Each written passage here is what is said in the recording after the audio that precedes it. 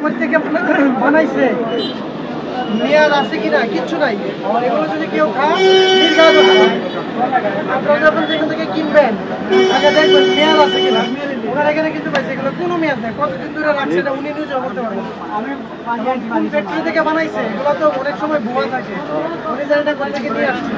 তাহলে আপনারা নিজেরাও দেখে দেখে খাবেন।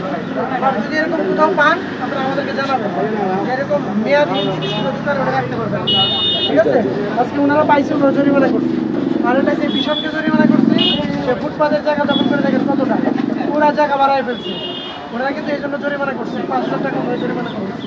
আর এই যে সবজিওয়ালা সেও কিন্তু পুরা ফুটপাতের দোকান বসে দিচ্ছে, বুঝতে পারছেন?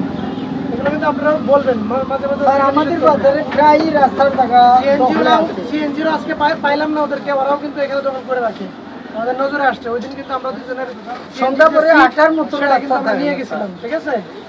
এটা আপনারা নিজেরা বলতে হবে, আপনাদের বাজার আপনাদেরকে রক্ষা করতে হবে, নাহলে কিন্তু এই যে কুলাউড়া বাজার দেখেন না, আমরা একটা বিপদে পড়ে গেছি। কুলাউড়া বাজার নিয়ে উঠাই আবার বসে এটা গলার কাটা হয়ে গেছে। এই বাজারটা যেহেতু এখনো ফ্রি আছে, কিছুদিন পরে কিন্তু আমরা কিছু না বললে স্থায়ী দেখবার দোকান করে ফেলছি। এই জায়গায় উনি ফুটপাতের জায়গা দখল করে দোকান বাড়ায় ফেলছি। এগুলো কিন্তু অন্যায়, এগুলো কিন্তু ওনারা করতে পারেন না। দুনিয়ার কথা বলছেন।